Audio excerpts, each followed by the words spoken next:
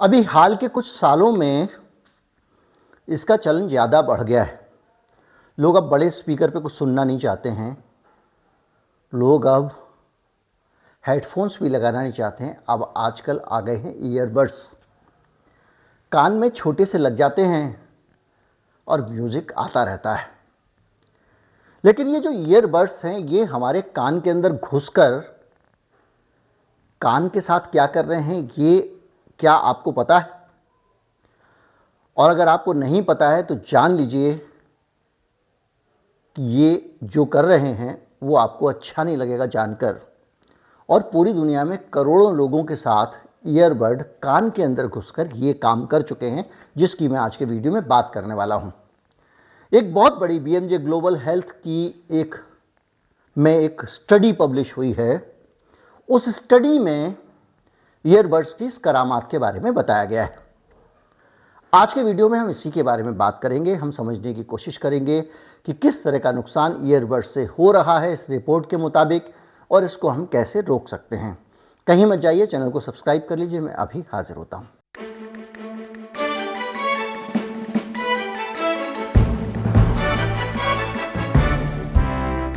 अगर आप हमारे चैनल को सपोर्ट करना चाहते हैं तो हमारा यूपीआई आईडी डिस्क्रिप्शन में है, उसके ज़रिए आप भुगतान कर सकते हैं।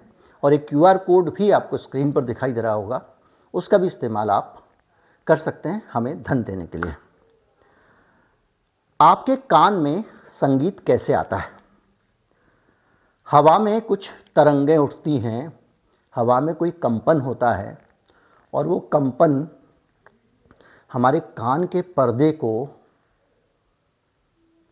हिलाता है। हमारे कान के पर्दे में भी वही कंपन पैदा करता है, और जब वो कंपन पैदा होता है तो उस कंपन को ब्रेन तक भेजा जाता है, और उस कंपन को डिकोड करके हमारा ब्रेन बताता है कि इस कंपन में संदेश क्या है, वो हवा से कौन सा कंपन है। जो मैं बोल रहा हूँ वो एक कंपन है, और जो आप सुन रहे हैं वो एक कंपन है। उस कंपन को आप समझ पा रहे हैं कि मैं आपसे क्या कह रहा हूँ, और इसी के आधार पर मनुष्य या मानव कम्युनिकेट करता है, एक बात दूसरे को बताता है। यही साइंस है। ढोल आपने देखा होगा, ढोल पे जब आप प्रहार करते हैं तो ढोल भी उस प्रहार से उसमें कंपन पैदा होता है। कंपन होने के कारण वो हवा को धक्के मारता है, और जब आपने स्पीकर पे देखा होगा, कभी कुछ डाल के देखिएगा हल्का फुल्का, तो स्पीकर उसको उछालता है, और वो कंपन जो है वो हमारे कानों तक पहुंचता है, जिसको हम ढोल की आवाज़ कहते हैं। इस प्रकार की आवाज़ों को जब वातावरण से, वायु से हमारे कान के अंदर पहुंचती है तो हम सुनते हैं। ये हमारा कान जो है ये यही काम करता है कि वातावरण के जो कंपन होते हैं उनको ये रिसीव करता है। यह है सुनने की प्रक्रिया, संवाद की प्रक्रिया। लेकिन होता क्या है कि जब उस कंपन को हवा के ज़रिए आने के बजाय हम सीधे यहाँ लगा देते हैं, और अपने कान के पर्दे को, जो एक झिल्ली है, ठीक ढोल की जो खाल है उसकी तरह, उस पे ईयरबड्स सीधे प्रहार कर रहे होते हैं और झिल्ली को हिला रहे होते हैं। झिल्ली बहुत सेंसिटिव होती है और हल्के से कंपन को भी सुन लेती है। कहीं पे कुछ हल्का सा गिर जाए, दूर कोई चिड़िया बोल रही हो, ये झिल्ली पकड़ लेती है। लेकिन क्या हो कि जो ढोल है आपके कान के अंदर लगा हुआ, ढोल पे भी कई दिनों तक जब आप स्टिक बरसाते हैं तो उसकी खाल भी ढीली हो जाती है, और ये जो कान के अंदर आपके ईयरबड्स बार बार साउंड मारते हैं, कंपन मारते हैं आपके पर्दे के ऊपर, तो आपके पर्दे भी ढीले होने लगते हैं। ये मैं नहीं कह रहा हूँ, एक रिसर्च आया है, और ये रिसर्च कहता है कि दुनिया में 1 अरब यानी 100 करोड़ बच्चों और युवाओं को इस कंपन के अत्याचार से बहरा बनाया जा रहा है। बहरापन आ रहा है उनमें, क्योंकि उनके कान के पर्दे ढीले हो रहे हैं निरंतर हवा के प्रहार से, जो आप ईयरबड्स के ज़रिए सुनते हैं। बीएमजे ग्लोबल हेल्थ की में जो पब्लिश हुई है स्टडी, बीएमजे ग्लोबल हेल्थ में जो स्टडी पब्लिश हुई है, स्टडी के मुताबिक जो लॉन्ग टर्म नुकसान हैं, जब ईयरबड्स आया लगा के चेक कर लिया कोई खतरा नहीं है, लेकिन हर चीज़ के शॉर्ट टर्म और लॉन्ग टर्म नुकसान होते हैं। मान लीजिए आपने कोई इंजेक्शन लगाया, उस इंजेक्शन से उस वक्त कोई नुकसान नहीं होगा, उसका एक लॉन्ग टर्म नुकसान हो सकता है 2 साल बाद, 4 साल बाद। वो क्या होगा कोई नहीं जानता। ज़्यादातर दवाओं की इस तरह की स्टडीज होती हैं जो बाद में आती हैं। प्रसव के दौरान जब महिलाओं को दर्द होता था तो एक बहुत सुरक्षित दवा दी जाती थी उनको, जिससे उनको दर्द में आराम मिल जाता था। लेकिन उस दवा के जो दीर्घकालीन दुष्प्रभाव थे वो ये थे कि जो बच्चे पैदा होते थे उनके होंठ यहाँ से कटे होते थे, इतना हिस्सा होठों का विकसित ही नहीं होता था। जब लॉन्ग टर्म रिसर्च के बाद पता चला कि ये तो यहाँ पे जो समस्या आ रही है जो उस दवा के कारण आ रही है, तो उस दवा को बंद कर दिया गया। अब वैसे बच्चे पैदा होना भी बंद हो गए हैं। इसी तरह से लॉन्ग टर्म इम्पैक्ट जो होता है उसकी स्टडीज़ अब सामने आनी शुरू हो रही है, और उस स्टडीज में पता चल रहा है कि 1 अरब लोग इस कगार पर पहुंच गए हैं कि कभी भी बहरे हो सकते हैं। इस रिसर्च पेपर को अमेरिका के medical university of south Carolina में रिसर्चर्स ने रिप्रेजेंट किया है। साउथ कैरोलिना का नाम आपने अगर नहीं सुना हो तो मैं आपको याद दिला दूं कि पॉल रैंड ने डॉक्टर फाउची के ऊपर आरोप लगाए थे, तो ये बताया था कि गेन ऑफ फंक्शन टेस्ट के ज़रिए अमेरिका साउथ कैरोलिना की लेबोरेटरी में बहुत सारे ऐसे वायरस बना रहा है जो दुनिया के और मानवता के लिए खतरनाक है। ये अमेरिका के सेनेट कमेटी की सुनवाई के दौरान आरोप लगे थे, इसमें कोई झोल बोल नहीं है एकदम। तो ये वो साउथ कैरोलिना वो जगह है जहाँ के मेडिकल रिसर्चर्स ने ये जानकारी निकाल के दी है। जो रिसर्च पेपर सामने आया है उसमें ये कहा गया है कि पूरी दुनिया को जितनी जल्दी हो सके कोई बड़ा कदम उठाना पड़ेगा जिससे लोगों की सेहत को होने वाले इस नुकसान को रोका जा सके।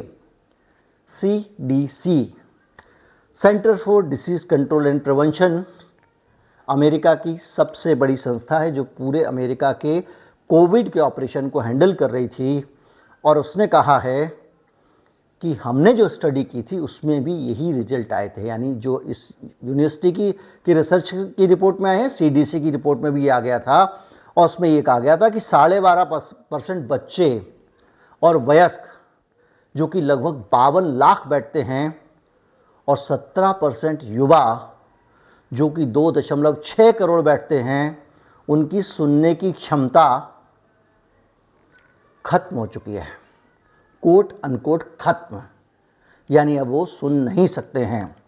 WHO की एक और रिपोर्ट कहती है कि दुनिया में 43 करोड़ लोग बहरेपन से जूझ रहे हैं, और आप भी उन लोगों में से अगर एक हैं जो तेज़ आवाज़ के साथ में हेडफोन या ईयरफोन या ईयरबड्स का इस्तेमाल करते हैं, तो ये खबर आपको जगाने वाली है। जाग जाइए और ईयरफोन और ईयरबड्स का इस्तेमाल जितनी अधिकतम के बजाय जितनी न्यूनतम हो सके, जितनी कम आवाज़ में आप सुन सकते हैं उतना लगाएं। कान में थोड़े ढीले लगाएं ताकि अगर प्रेशर आता हवा का तो उनके आजू बाजू से निकल सके। आजकल तो रबर वाले आते हैं, पैक कर देते हैं। हालांकि इलेक्ट्रॉनिक डिवाइसेस में, मोबाइल फ़ोन वगैरह में एक लिमिट दी गई है कि इससे ज़्यादा वॉल्यूम मत ले जाइए, आपके कान को नुकसान पहुंचा सकता है।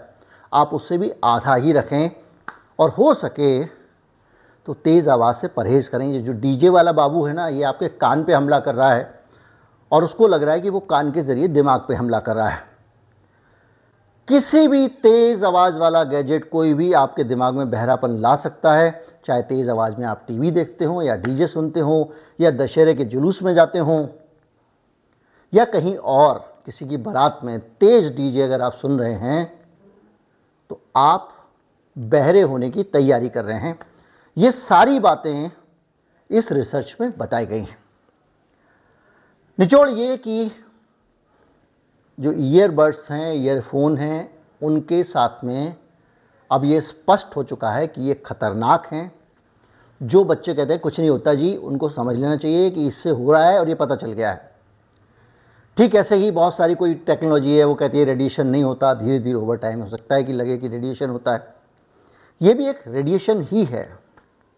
एक तरफ से तरंगों को दूसरी जगह तरफ जाना एक रेडिएशन है,